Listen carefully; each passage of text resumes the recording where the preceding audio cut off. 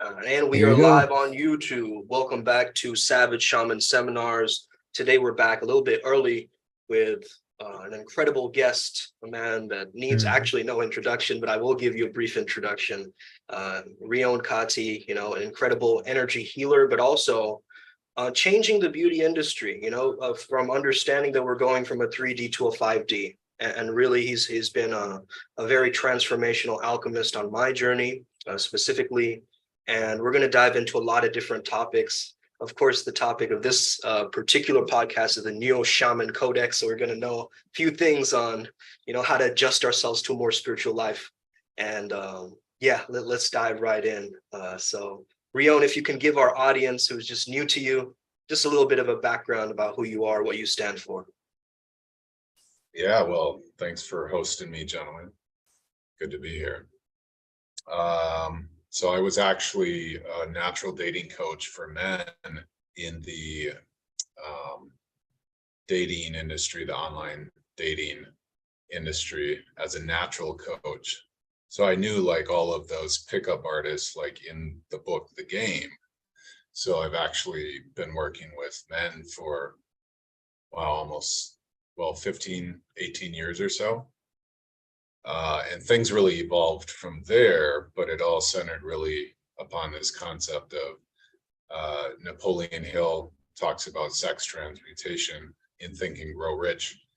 And it really has evolved from working with men to becoming kind of this wizard with energy, studying with ascended and incarnate masters in different lineages, including shamans in Peru with ayahuasca, and just a really in-depth journey that now it's really about mostly working with women to bring out beauty essence and the divine feminine consciousness and presence.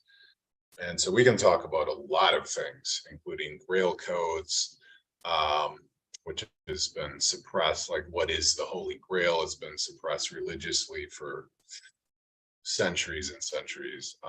So now I'm working with both men and women to help them cultivate more charisma, more presence, more spiritual consciousness and connection to source and social influence. So, yeah. That's amazing, man. And I love the fact that you've leaned into that whole charisma space. What led you down that journey of studying charisma? Was it a natural kind of transition from that pickup artist or the dating world to the energy world? Well, I was always, fascinated by James Bond and movie stars, and always was wondering, like, what is that something special that no one could really explain or describe? And then you have like psychologists talking about it or talking about archetypes, but from a psychological perspective. And charisma and allure just remained unanswered mysteries that I was always seeking, like a deeper truth. Like, what actually is that? It's not behavioral modeling, because in the dating pickup seduction industry.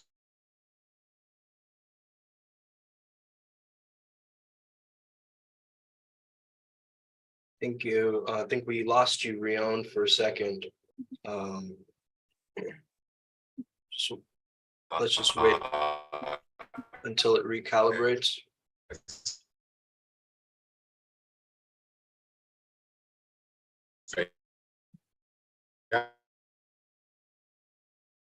So yeah, it's pausing a little bit on our side, but yeah, thank you, Rion, for actually being here, because you're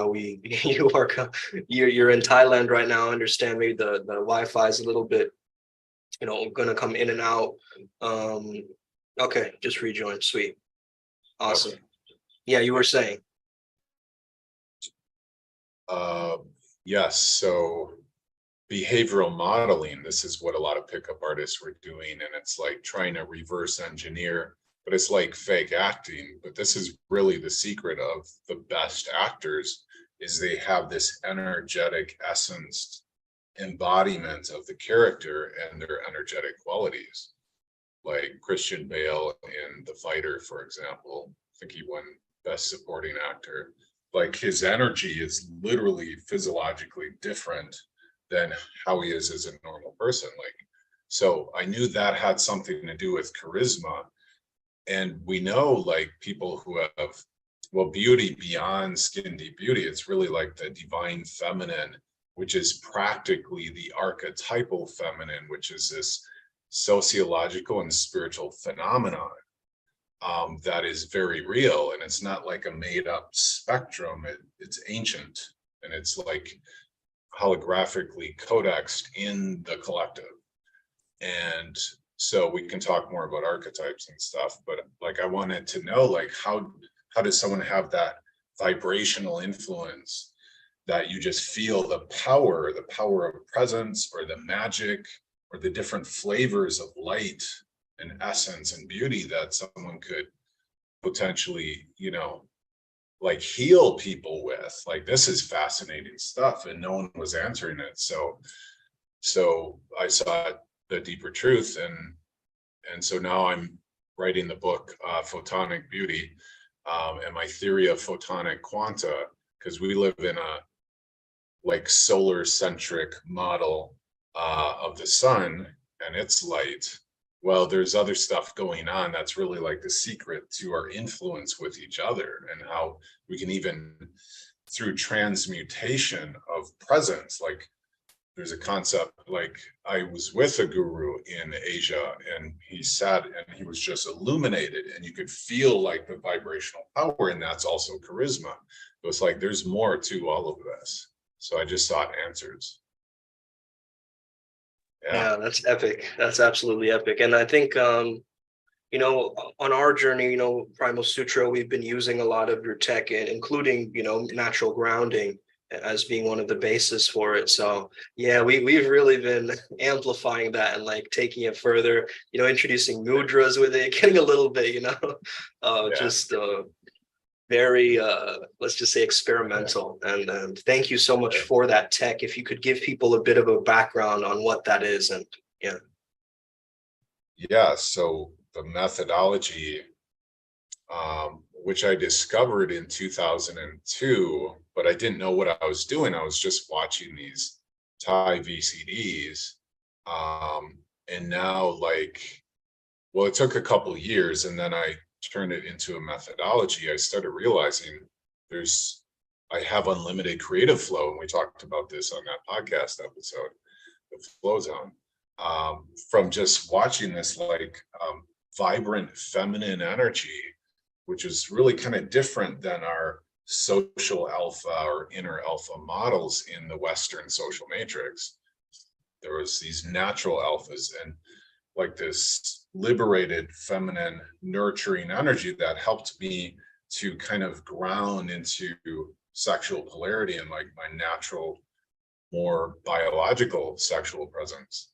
And so I called it natural grounding as the method, which is, and there's other forms of grounding, and I've integrated grounding like in the more traditional grounding with it, but it's really sex transmutation of consciousness with feminine archetypes. So you're basically meditating to divine feminine archetypes, mostly the muse archetype. That's like, she's the super secret, like, yeah, she's the queen. Ooh.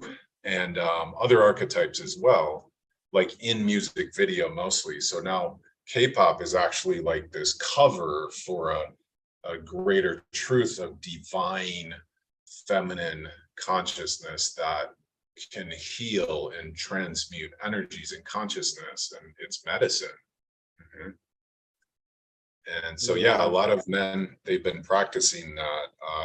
It was kind of notorious in the pickup artist community because some people loved it, some people hated it, and it was on pickup artist forums, and people would try it, and then this one guy would just have all kinds of attraction in London, and then someone else, he met up with him, and then it was going crazy, and different breakthroughs of hundreds of men.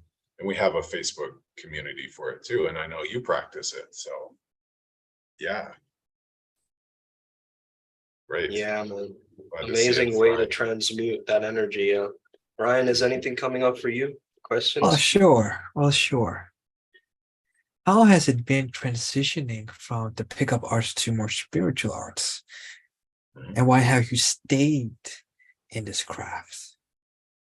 That's my question. Yeah. Well, I semi-officially disconnected from the dating business years ago. I still have that Facebook account, but I rarely use it. So it actually, like, I started getting more into spirituality and purpose, like purpose for men. And I had this concept of the mind movie, but there were two of the 100 morphogenetic monkeys. He invented it at the same time I did after watching the movie The Secret. So I was like really into that. I made a video vision board. I kept it to myself, but it gave me so much power. And I mixed a lot of like the high energy stuff in and visuals of, you know, who I wanted to become and my life purpose. And that's really been fueling me. So it's like, and that's one of the secrets for men is like they're putting sex or really the quest for it as their main thing. And then women can sense all of this. But when a man is living for his purpose, like that's what I started getting into more. And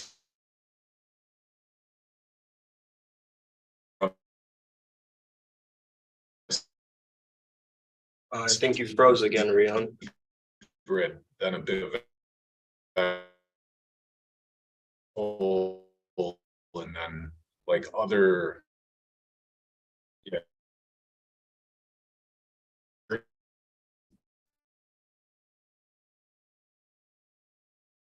Oh man, internet's really choppy over there.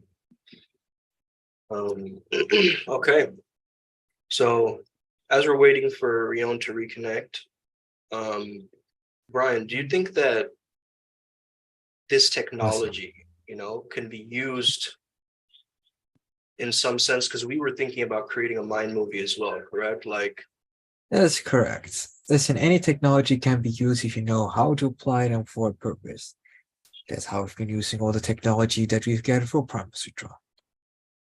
yeah, Right? It doesn't matter where it is channeling, natural grounding, using mudras. The techniques don't matter. It's the intent behind it and what you use it for. Rion Kati's back. What's up on that? all right, awesome. So, yeah, that was we kind of missed the last part of that. So if you want to just go through some of the things that you said after you got cut off. Yeah. Yeah, so I still kind of had some of the men's dating natural business, but it really went more in the life purpose, spiritual direction. And then at Awesomeness Fest in Costa Rica, well, I went there and then Mexico. I was introduced to Grandmaster Zhou, Chinese Qigong master. Someone who worked with him was talking about him on stage. And then, so then I started getting into energy work and things really started blossoming from there. Went to China in 2015 and ashram and Peru a couple times, and yeah, really got into energy work. And then started. And would you say that's where you got that kind of inspiration for those like light codes? Because I see in some of your sound files you have these like different positions that are almost like maybe asanas, you could say, or like qigong downloads or movements. Could you explain what light codes are to our audience?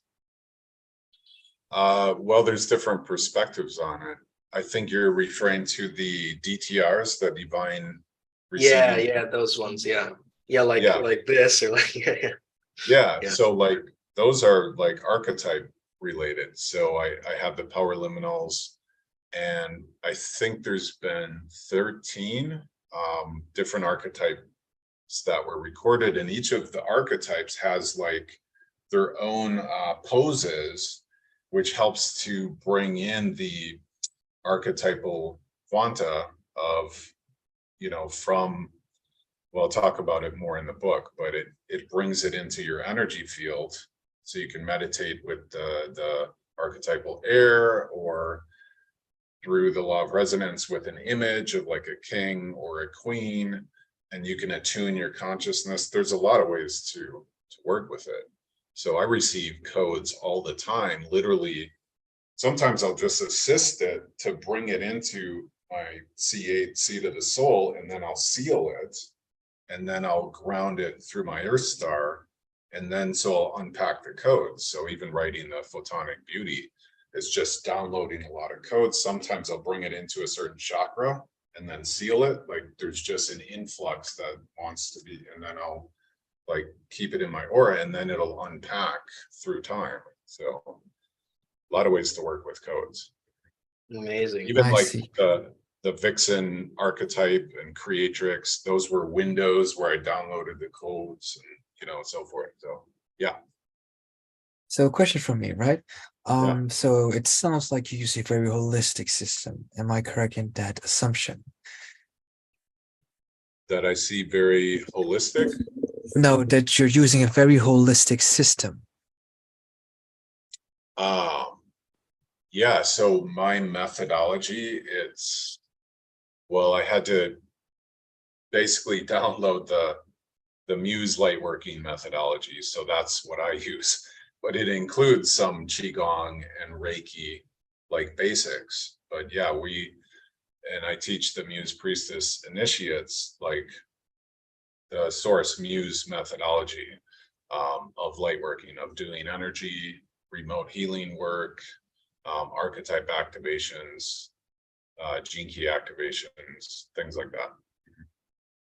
I see. So a lot of it's original in that sense, but some of it's from my Orion starseedness and other guides, and I'm working with a couple ascended masters as well, so they help me to do things and I understand. integrate. I understand. So It's let's see pretty to help holistic. out. So to help out the normies amongst us, Yeah. what's the question I should be asking? How did you get in contact with all these spirits? You just said something along the lines of ascended masters. I also working with, different pantheons, etc. And how did it happen? Last we spoke, I think you talked about an ayahuasca session that blasted you into the spiritual realm. Yeah. And hell. Yeah, Both. yeah, fair. But yeah. Well, yeah, there's different ways to work with spirits. Archetypes are like spirits, but they're not actually entities. But I work with the archetypes a lot. And there's different ways to work with them. Yeah, there's a lot to say there. But So you're saying that archetypes would be more so like impersonal, whereas spirits would be like have some kind of a construct around them, or how would you differentiate archetypes with spirits? That's a really good point. Yeah, so in the Photonic Quanta Beauty book, I'll go into that more, including like the history of archetypes, and it's really fascinating. But to give you an example, like 2 or 3 of my actual incarnate masters then ascended in the past 10 years. So I'm like still working with them. So their spirit is still there. And like another example, which is very shamanic, is like during ayahuasca, I connected to one of my grandfathers. But like in heavy sessions, and sometimes I'll microdose San Pedro, which is also Wachuma, like warm, heart-centered, yeah, like plant support, psychotropic. Like I'll connect to like spirit of my ancestral father lineage, for example, and I'll be connected to that. So that's like their spirit, for example, like ascended. So yeah, any other questions off of that? Or yeah, archetypes, they're not actually like entities. And there are entities, especially in the astral realm and dark entities and stuff. I like working with pure archetypal light codes, and I also work with the dark aspects, but it's very pure. Like I don't get into like the shadow stuff, especially when I'm doing like hundreds of client activations. We keep it really clean. So Yeah, yeah. Is there got a it. reason why you don't delve into the dark side of things? Or mix it up with the combination of light and dark? Well, Is it purely, huh?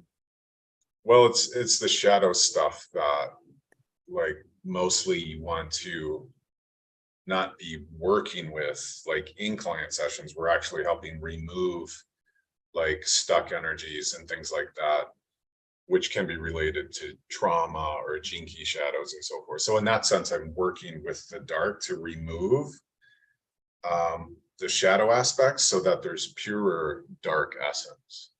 And so a perfect example is on the Power Liminals channel, the Dark Goddess attunement, which I collaborated with the Dark Goddess and Goddess archetype, as well as my vocalist. She had her own transmission, which was near absolutely perfect in one take because she was such a channel.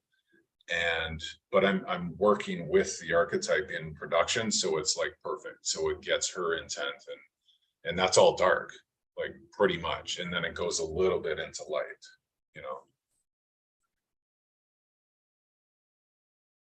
Interesting. I never thought of like having people be the collaborative, integration element in terms of something like that. Like, yeah, that's really powerful, man. And If they're how really would good channels, yeah.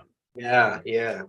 How would so since we titled this a Neo Shaman Codex, right? Just giving some people some basic maybe go-to tips of how they can adjust to a more spiritual life. Let's say that they're trying to lean into this stuff or do this kind of work, more mystical work, self-development work.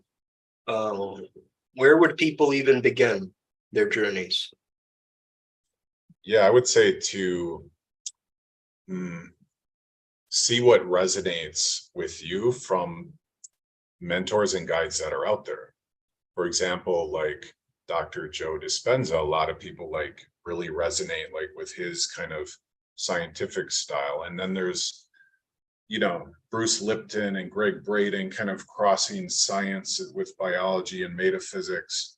And then there's also like, plant medicine shamans, like, that are really like the real deal, like in Peru. And there's like energy masters, and you could maybe go to an ashram, and different countries have, even religious temples that have, especially in India, like a lot of historical heritage and richness to them.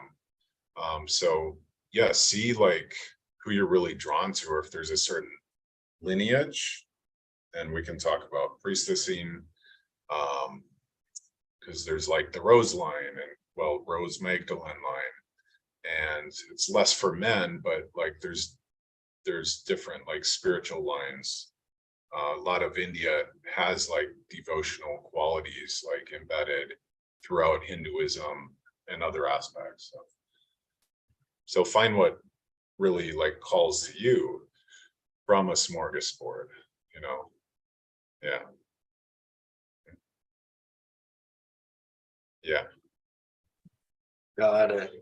Awesome.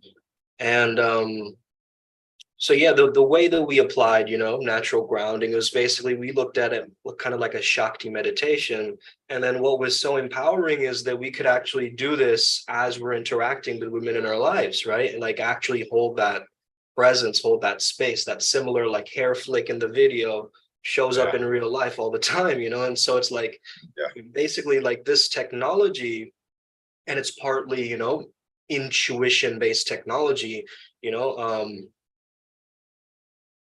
what have you noticed that were kind of pivotal shifts for your journey that kind of made things very clear for you in terms of the whole beauty thing and regarding all the archetypes and so forth?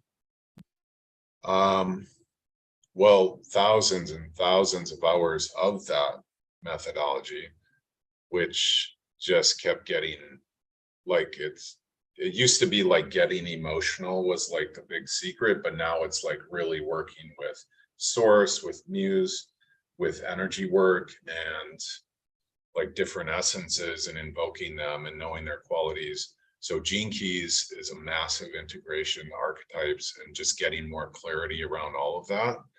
The whole photonic, like, which is like the science of charisma, like the book that I'm writing, like that's its own like power upgrade, which I see really could be the evolution of the beauty industry, to take it from superficial, skin deep, literal mastery into the spiritual and auric realms of influence and mastery, because we have different layers of the aura and there are different essences.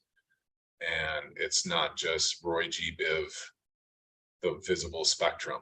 Even in the solar EMF spectrum, there's invisible frequencies, and it's vibrational. And so like the research I've been doing recently, reading vibrational medicine or vibrational healing and some other books, like that's been helping me to integrate more recently. But most of it is like translating the power of like my divine masculine, like attuning to the divine feminine, mostly with muse, and creating my magicianship and further energy mastery and starting the priestess lineage. Those are big breakthroughs. And to be able to, you know, teach and train, you know, and have results in every session with clients, it's just been a long journey. But studying with masters, like immersing with them in person, going to different places, which I've done, that's been a major part of things, like getting involved. Yeah. Breakthroughs. Yeah. Amazing. TXL, if you're there, do you have any questions for Mr. Rion? If you do, either, you know, get on camera, type it in the chat. But yeah, man, what's coming up for me is also that whole understanding of, you know, you've gone through this whole process, you've gone through this journey, and oh, by the way, the book, you keep bringing up the book. So Yeah. when's that book dropping? I mean, if you can give us like a heads up for that. Yeah. Well, it's supposed to be done by now, hopefully by end of the month, but more realistically, probably mid-July. My Facebook will update it. Yeah. Sweet. So Yeah. what is the first thing that, you know, you usually tackle as with a new client? You know, I've done one of your charisma sessions where you were basically like, you became like an audio shaman in a sense. You started making yeah. sounds and like Yeah. coughing and like going through Oh, this whole yeah. process. Yeah. So like that, yeah, that was awesome. Could you give people like maybe a background of um what is that process that you're going through, that cleansing process, you know? So people can have a background if they want to book in a session with you, which we highly recommend, by the way. Yeah. Yeah. So it's, well, yeah, shamanism has existed in different cultures, and probably most accurate is you could say I'm the muse shaman or muse magician or grail priest. So it's absolutely psychic and shamanic what I'm doing. I'm kinesthetically feeling someone's chakras and aura. And so I have this psychic sense. There was a bag of grapes that when I was staying in my father's cabin up north, it ended up rotting. It was under the sink.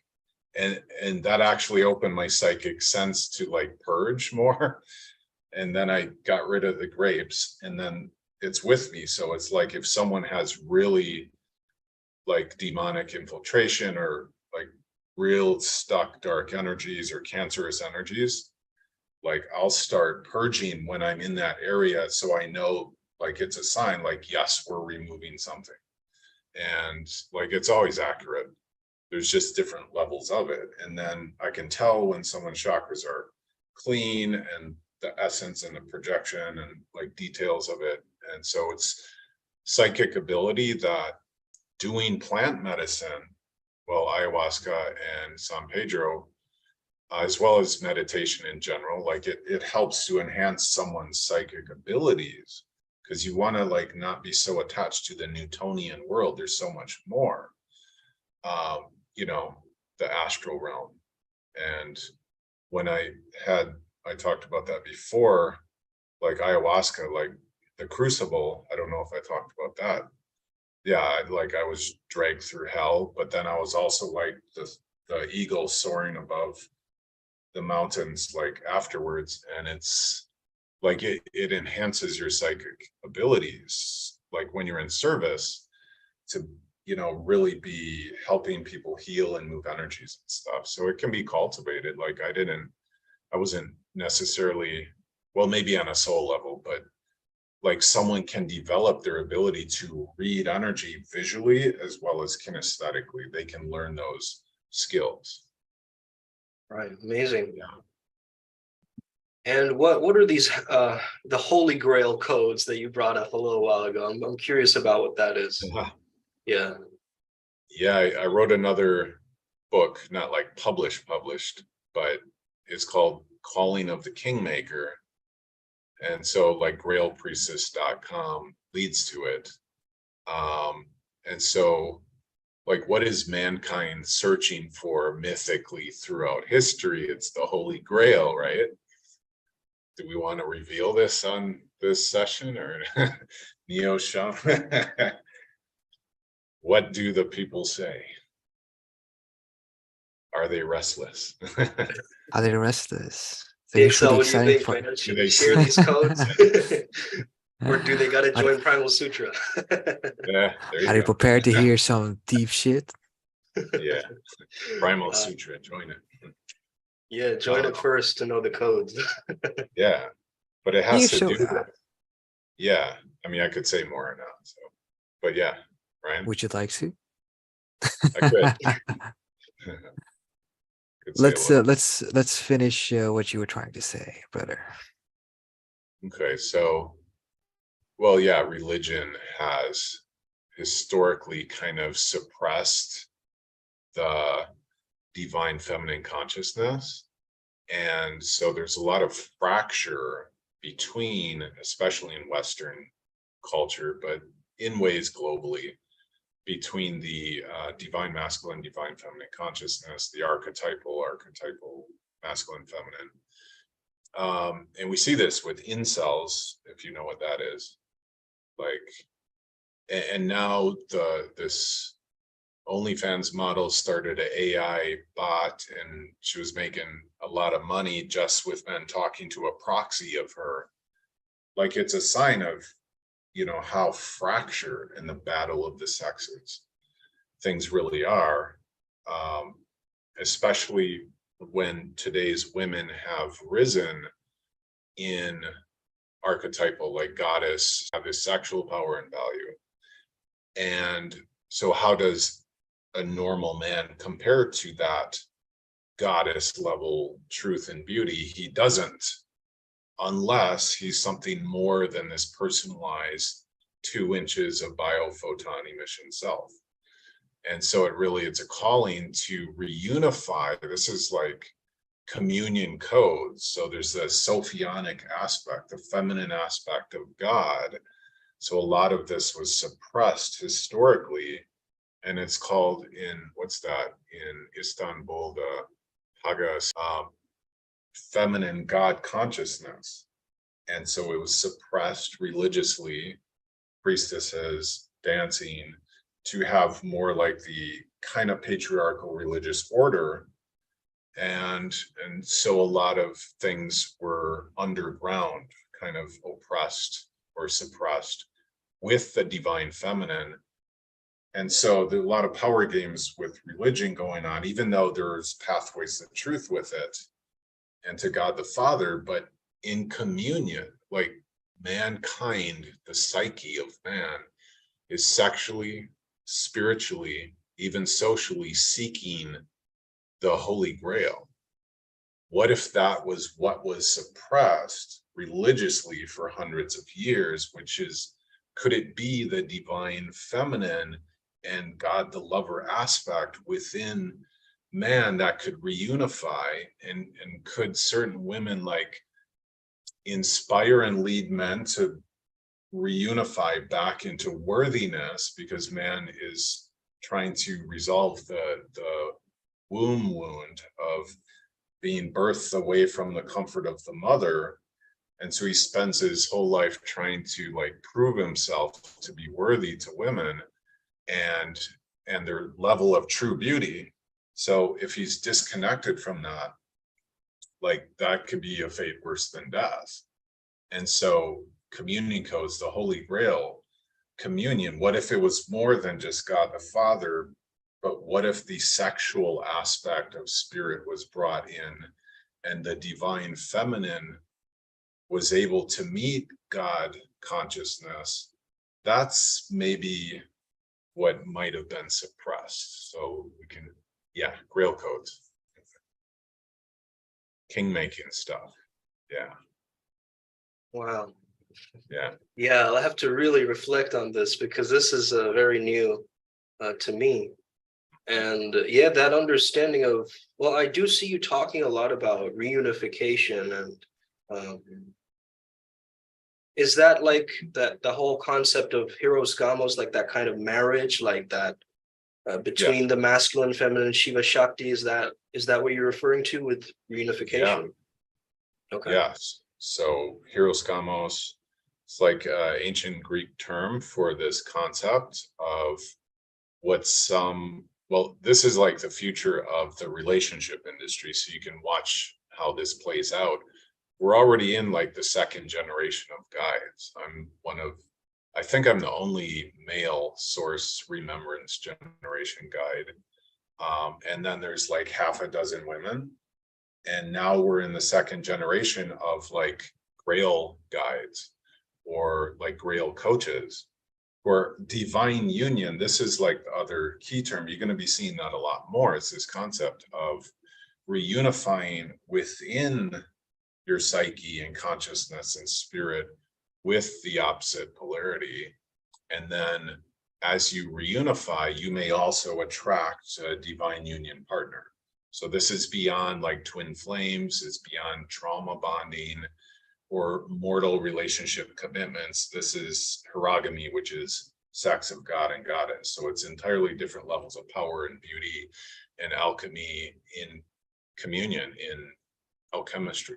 It's returning to source consciousness, where even all the archetypes could express through you and her as divine masculine and divine feminine consciousness in the bedroom.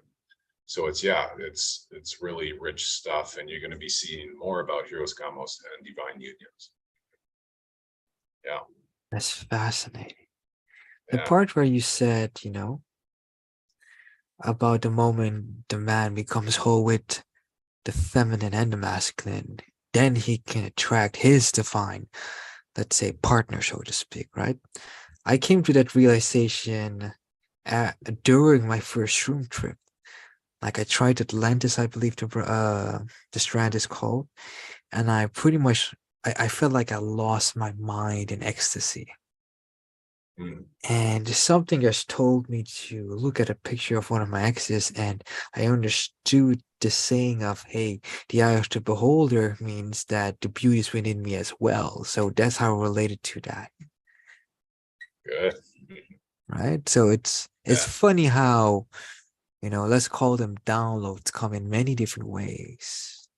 Yeah. More And yeah. But here's a very fun question I want to ask you.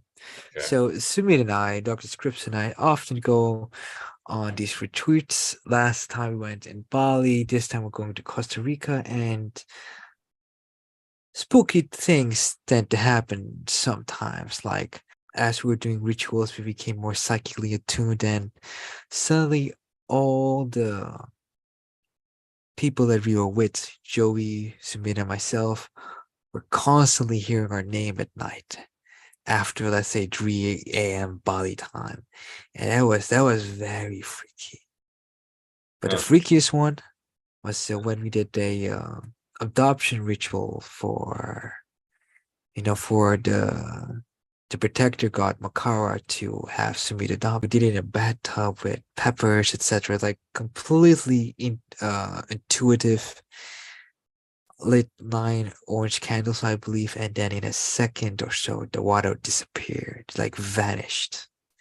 And to this day, I was like, I swear I didn't open the valve. I swear on everything.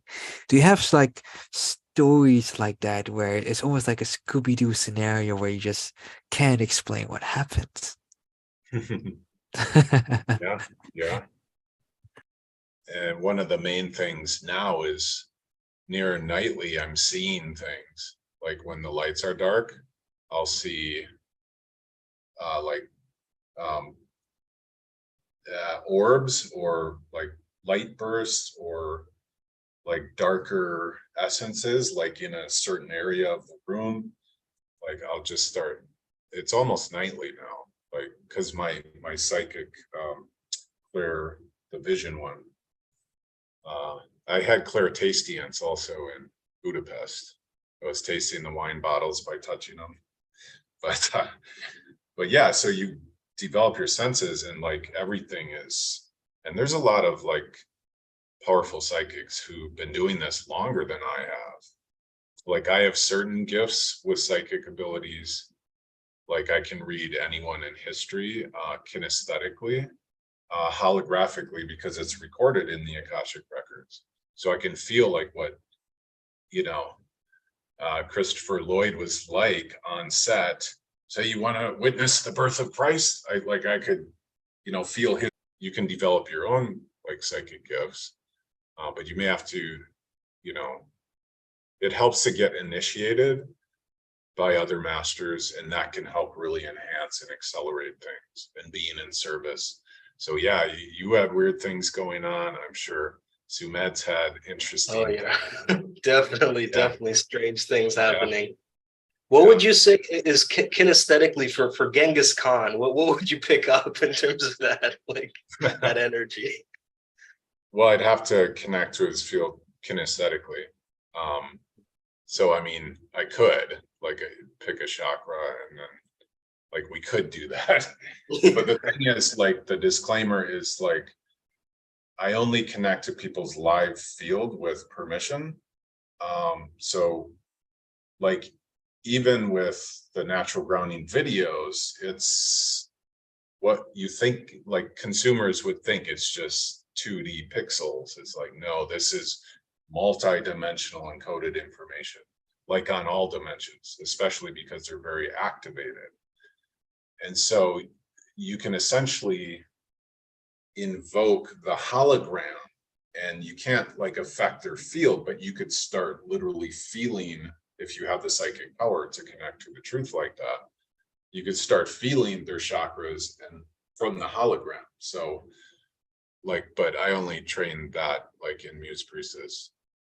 But yeah, there's a lot of things you can do, and it just keeps getting weirder and weirder. Like, I mean, if anyone's done plant medicine or ayahuasca, oh my God, so. But yeah, one other thought on the Kyros Gamos. So most people are, the concept of soulmate. And so the connection is, it's often interpersonal with conditions, and it's two bodies, in the primal, and that can be great and hot. But what could be beyond soulmates? Well, this is this divine union where it's not just soul to soul, it's spirit to spirit. So there's immensely more power or chi and beauty, alchemical light essences, and different flavors of light and vibe truth to alchemize. So like of God and goddess consciousness. So it's beyond soulmates, the divine union stuff, reunification. Yeah. Amazing. So we're sort of wrapping up to our last 5 minutes or so, and so we want to get into maybe some rapid fire round questions. So basically, what is your favorite sound on planet Earth? Ooh. Oh. Oh, there's so many answers. I guess one of the shamanic sounds I make during sessions, like a whoosh or something, just to answer it. I don't know. Great. One celebrity that comes up who you think has very, very high level of charisma that you think is kind of surreal level of charisma. Well, I think the Austin Butler did pretty good with Elvis. Like he really like got into Yeah. it. Mhm. Wow. And Yeah, that's a great it's more example. rare to see like men who really have charisma now. It's not as common. But that's a good example. And you seem to differentiate between charisma and allure. So Yeah. so how did you come to Charisma. that realization that allure was the feminine or yeah. Well, yeah. So generally, charisma as more masculine essence or masculine embodied flow of chi of quanta, and allure is more feminine.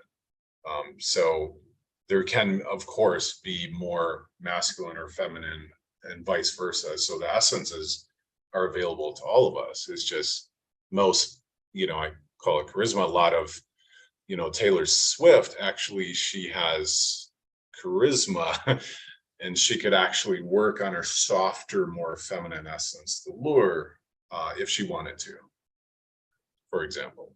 Charisma is generally more yang projecting, and so a diva can sometimes have that as well. But there's also, maybe you want like a minxie vixen, soft, like peaceful diva. So there's different flavors that one could master. Yeah. Mm. And could you explain a little bit about essence? Because myself and Ryan G, I mean, we've been exploring that there's something called like a brand Shakti, which we realize is that kind of counterpart to us, right? Like that, our dream woman in a sense, right? Would be one way of saying that. And we've understood we have these different kind of patterns of consciousness. So I'm more into like fairy-esque women, and Ryan is more into mermaid type, siren-esque women. So could you explain how that happens or how that dimensionally kind of connects in terms of these styles or these types that we all prefer? Like, what is it about that? Like, why do we have types? Yeah. Yeah, I think a lot of it is possibly nurtured. A lot of it's probably soul based, including your past lifetimes of like what qualities of essence in a woman or archetype really resonates with you that you would love to commune with, to just be with, to experience love with. And yeah, different souls can have like different things. And, like Muse, of course, is like my mainstay, but then there's like other archetypes or variations that are also just fascinating. So yeah, like that's a good subject there. How would you explain the muse to somebody who's just maybe a fifth grader? Yeah. Go to, do you ever see like Zach Galifianakis Between Two Ferns? He's got some good stuff. He's a 5/1 splenic projector like me. Like in one of them, I think he's talking to Captain Marvel, what's her name? And he's just giving like his IMDb URL or a YouTube dot hashtag XY. I would say go to the Muse Power Liminal would be my first answer, but I'm not spelling out the address. They can find it. But if you want me to answer more, is the ancient queen of celebration, the queen of music. And we think of music, muse is encoded in music and museum. And so she has this archetypal influence on the divine masculine creative power, especially.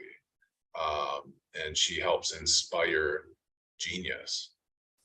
Very, very powerful archetype. And now the Muse Quanta in the world, like, well, twice the K-pop group, they sold out SoFi Stadium now.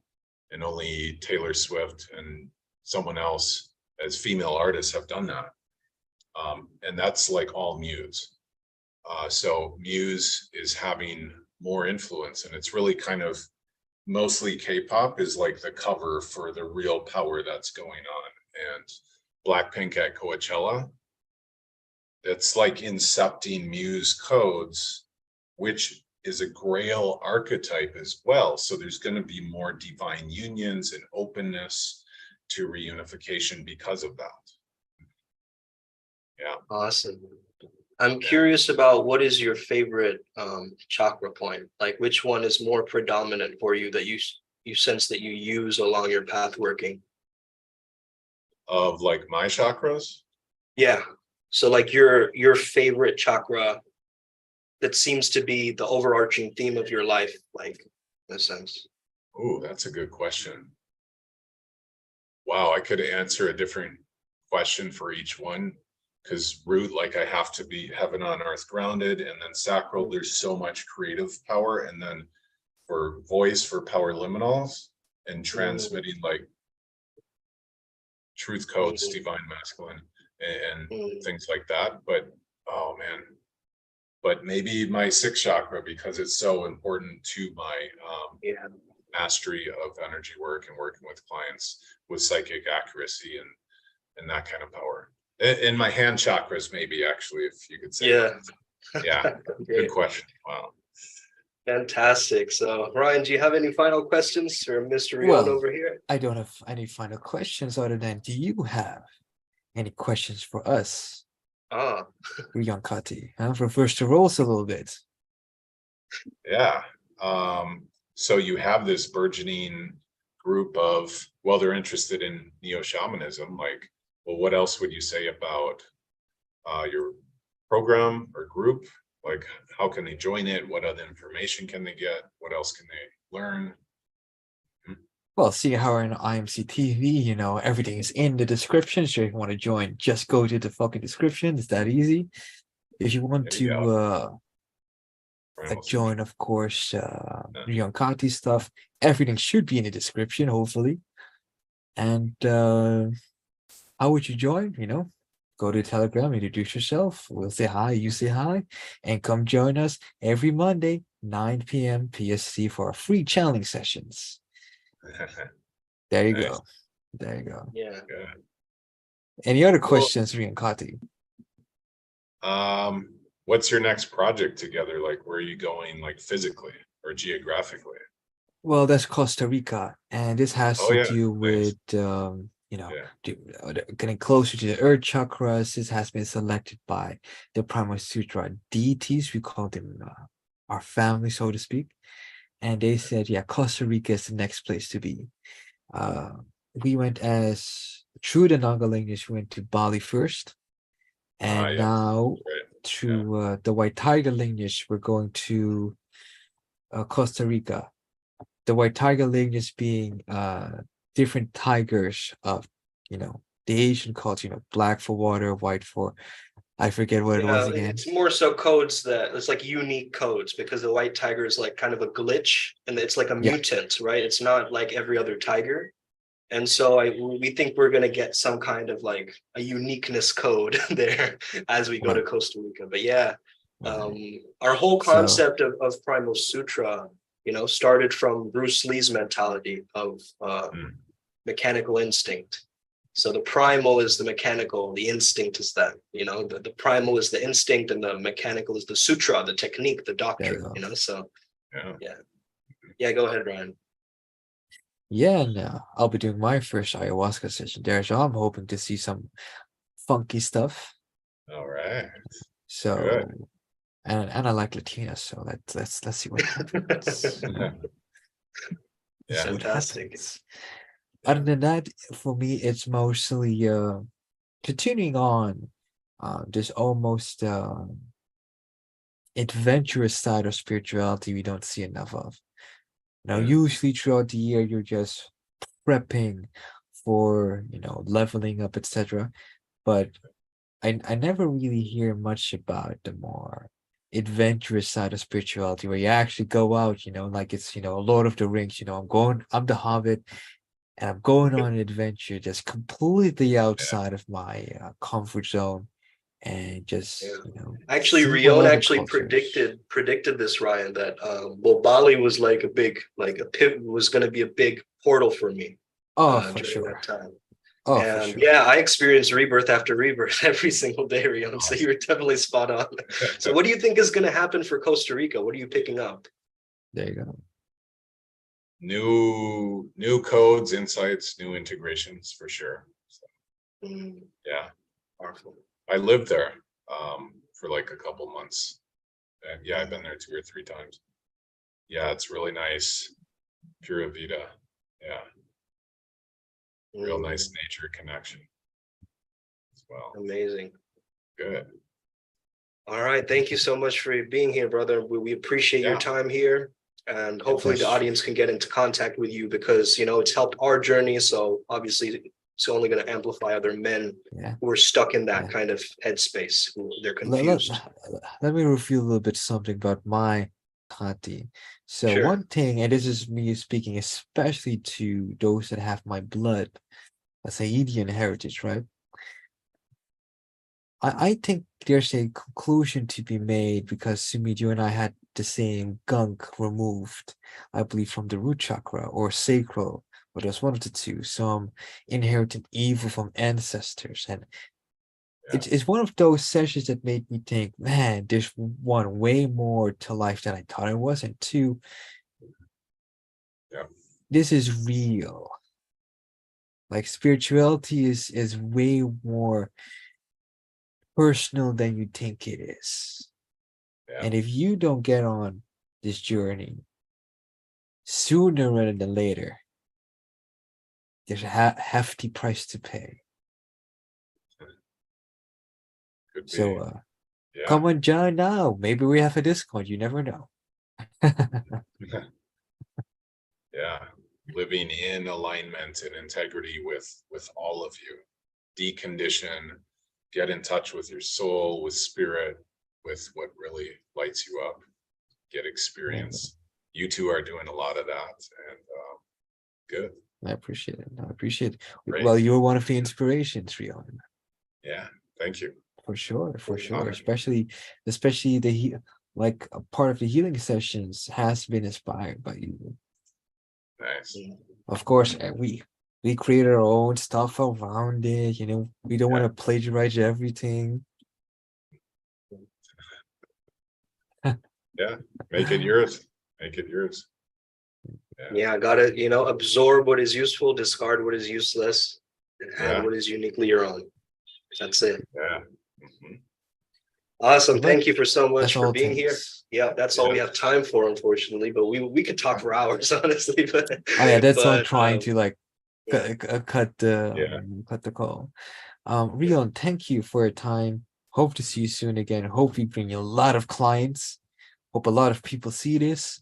And should we meet again, which we will. Yes. Thank you very much, I wish the gentlemen. best. Thank you. Likewise. You too. All right.